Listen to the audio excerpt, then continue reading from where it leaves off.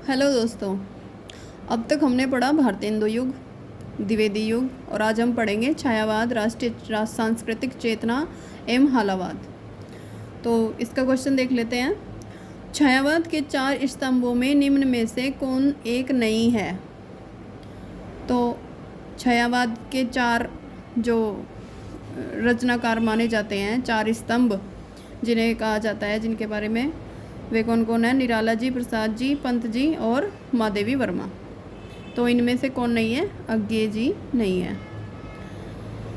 छायावाद के 4 स्तंभों में अज्ञेय नहीं है। छायावाद के 4 स्तंभों में जयशंकर प्रसाद, निराला, सुमित्रानंदन पंत और महादेवी वर्मा है। अज्ञेय प्रयोगवाद के प्रवर्तक कवि है।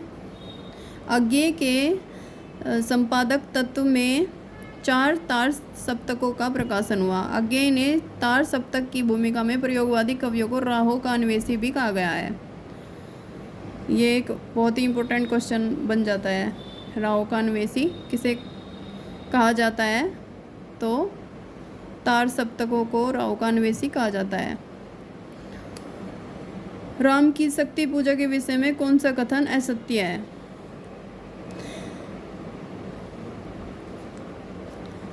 राम की शक्ति पूजा का कथानक रामचरितमानस पर आधारित है। यह एक असत्य कथन है, बाकी सभी सत्य है। राम को शक्ति पूजा का सुझाव जामवंत ने दिया। राम को रावण पर विजय का वरदान देवी से प्राप्त हुआ। राम को शक्ति पूजा के राम मानव अधिक है। राम की शक्ति पूजा के राम मानव अधिक है और ईश्वर कम। ये भी सत्य है। दूसरा प्रश्न, कामायनी की यह कथा केवल एक फैंटेसी है। कामायनी के संदर्भ में यह कथन किसका है? गजानन माधव मुक्तिबोध का।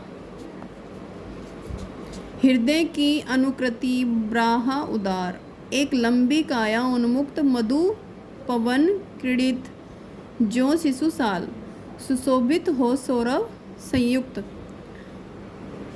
तो इसमें से सही उत्तर है मनु का सौंदर्य वर्णन। हृदय की अनुकृति के संदर्भ में मनु का सौंदर्य वर्णन असंगत है। प्रस्तुत काव्य पंक्तियां जयशंकर प्रसाद द्वारा रचित कामायनी से उद्धृत है। इस काव्य पंक्ति में श्रद्धा के सौंदर्य का वर्णन किया गया है। प्रस्तुत पंक्ति से कवि का आशय है कि श्रद्धा आंतरिक रूप से जितनी उदार, भावुक, कोमल हृदय की थी, उतनी बाह्य रूप से वैसा ही था। उनका जो बाह्य रूप था वैसा ही था। मनु ने श्रद्धा को देखा और उन्हें लगा कि वह फूलों से लदी हुई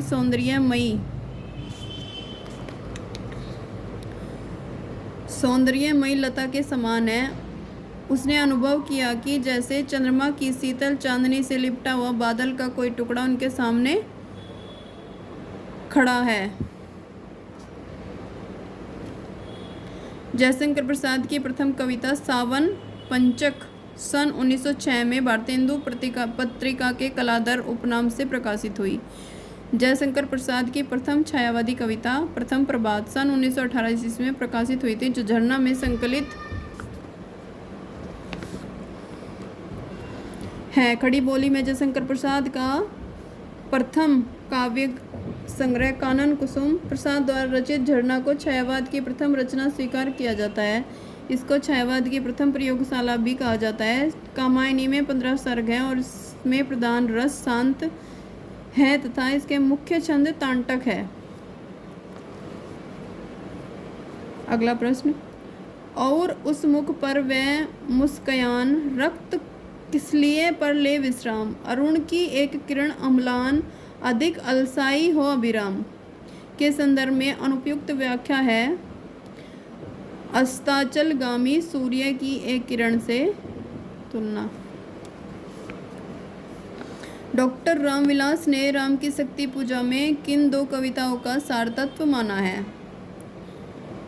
तुलसीदास और कुकुरमुत्ता का।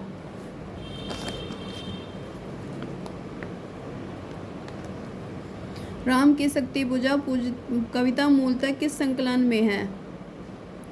अनामिका।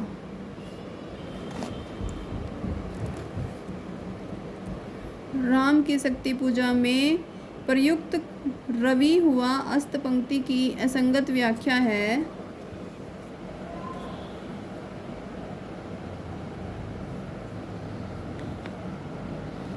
लक्ष्मण के मूर्छित होने का संकेत। निम्नलिखित में से क्या स्वच्छंदवादी साहित्य की प्रमुख विशेषता नहीं है? यह बाह्य जगत को अधिक महत्व देता है। प्रकाशन वर्ष के अनुसार सही अवरोही क्रम कौन सा है?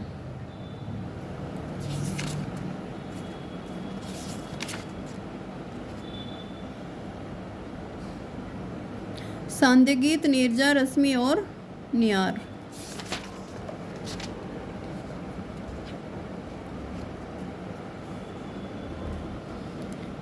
जयशंकर प्रसाद रचित कामायनी में सर्गों की संख्या है कितनी? 15।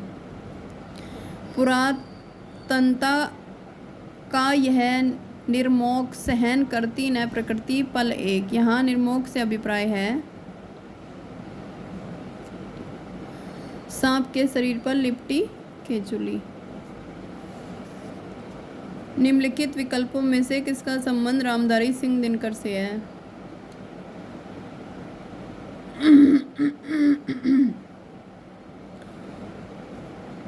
ए, बी और सी। कामाध्यात्म की समस्या, पौराणिक प्रसंग में भारत चीन युद्ध का युगीन संदर्भ और युद्ध दर्शन।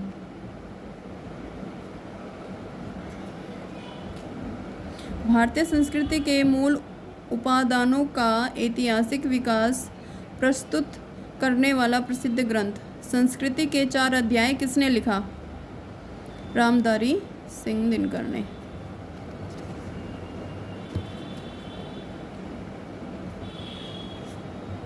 रामधारी सिंह दिनकर के अनुसार कुरुक्षेत्र में किसका अवलंबन लेकर उन्होंने महत्वपूर्ण प्रश्न को कृति में उपस्थित किया है? भीष्म और युधिष्ठिर का।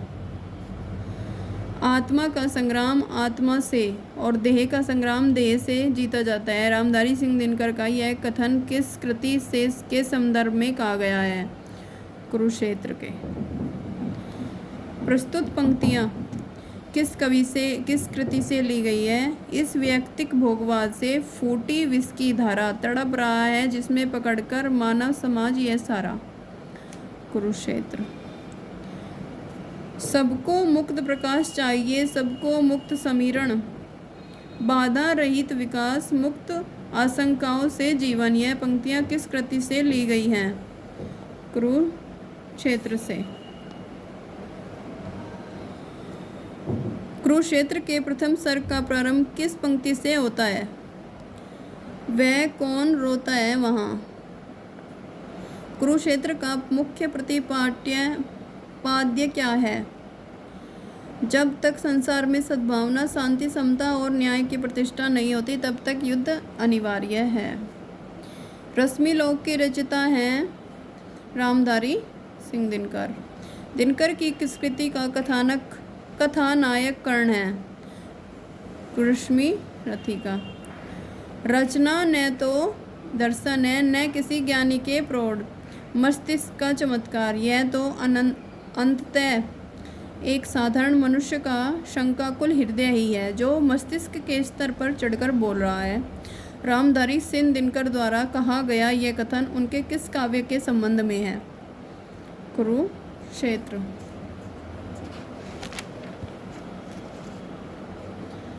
कौन सी रचना रामधारी सिंह दिनकर की नहीं है? आध्यात्म चिंतन, रेणुका, नीम के पत्ते और दिल्ली, ये तीनों उन्हीं की रचनाएं हैं।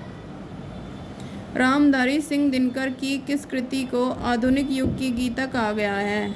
कुरुक्षेत्र को। दो रात समय के रथ का घर घर नाद सुनो, सिंहासन खाली करो कि जनता आती है, यह रामधारी सिंह दिनकर ने।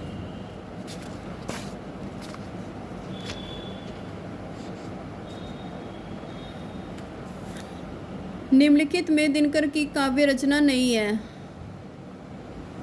त्रिधारा, हुंकार, उर्वशी और कुरुक्षेत्र उनकी रचनाएं हैं। अधैर्य का कवि किसे कहा जाता है? रामधारी सिंह दिनकर को। रामधारी सिंह दिनकर की काव्य कृति कौन सी है? कुरुक्षेत्र।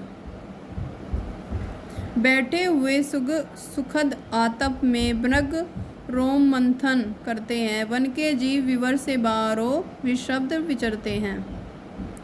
रश्मि रथी में परशुराम आश्रम का वर्णन है।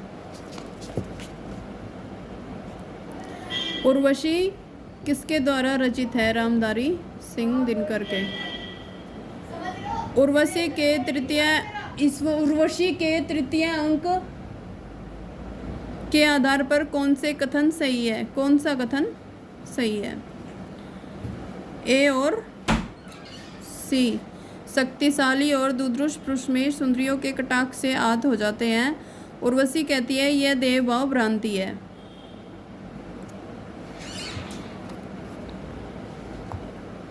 रामधारी सिंह दिनकर को ज्ञानपीठ पुरस्कार किस रचना पर दिया गया?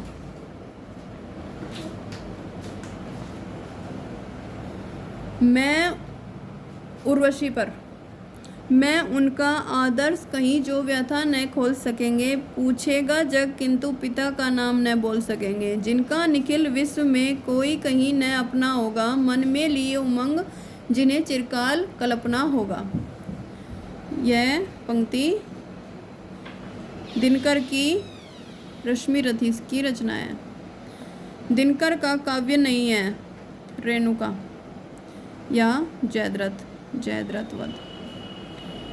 दिनकर की काव्य कृति रश्मि रथी में रश्मि रथी कौन है? कर्ण। दिनकर के किस काव्य ग्रंथ में युद्ध और शांति की समस्या का चित्रण मिलता है? कुरुक्षेत्र में। प्रसिद्ध गीत विजयी विश्व तिरंगा प्यारा झंडा ऊंचा रहे हमारा की रचना किस कवि ने की है? श्यामलाल पार्षद ने। नवीन किस कवि का उपनाम है? बालकृष्ण शर्मा नवीन। प्रकाशन वर्ष की दृष्टि से दिनकर की काव्य कृतियों का सही क्रम किस विकल्प में है? रसवंती, कुरुक्षेत्र, रश्मि रथी और उर्वशी।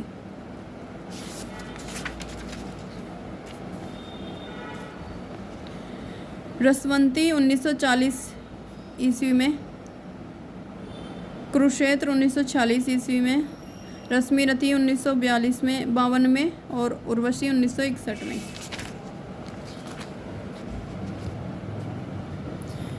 इनमें कुरुक्षेत्र से संबंधित कौन सा कथन सही नहीं है? यह गांधीवादी विचारधारा से प्रभावित है। दिनकर की प्रसिद्ध काव्य कृति रश्मि रथी की कथा वस्तु कहाँ से ली गई है? महाभारत से। एक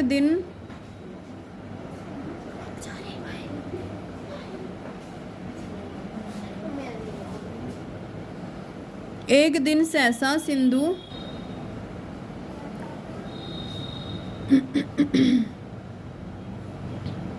एक दिन सहसा सिंधु अपार, लगा टकराने नक्तल शुब्द, अकेला यह जीवन निरुपाय, आज तक घूम रहा विश्वब्द। कामायनी से उद्यत इन पंक्तियों के लिए कौन सा कथन सही है? श्रद्धा स्वर्ग, मनु को श्रद्धा का प्रत्युत्तर। कवि कुछ ऐसी तान सुनाओ जिसमें उथल पुथल मच जाए, यह पंक्ति किस कवि की है? बालकृष्ण शर्मा नवीन की। सूर्यकांत त्रिपाठी निराला जी के काव्य के बारे में निम्न में से कौन सा विधान गलत है? शुद्धक्कड़ी हिंदी का प्रयोग है। हृदय की अनुकृति बाह्य उदार, एक लंबी काया उन्मुक्त किसके प्रति कही गई उक्ति है? श्रद्धा के प्रति। डॉक्टर रामकुमार वर्मा रचित गद्यगीत कौन सा है? हिमहास। जयशंकर प्रसाद की ब्रजभाषा में लिखी कविताओं का संग्रह किस नाम से प्रकाशित है? चित्रधारा। ऑल इंडिया रेडियो को गौरवान्वित करने वाले निम्नलिखित साहित्यकारों में से एक नाम अशुद्ध है, गलत है। सूर्यकांत त्रिपाठी निराला जी। पंचवटी प्रसंग की कवि की रचना है निराला जी की। सियाराम शरण गुप्त की रचना आत्मोत्सर्ग में किसके बलिदान की गाथा अंकित की गई है? गणेश शंकर विद्यार्थी की।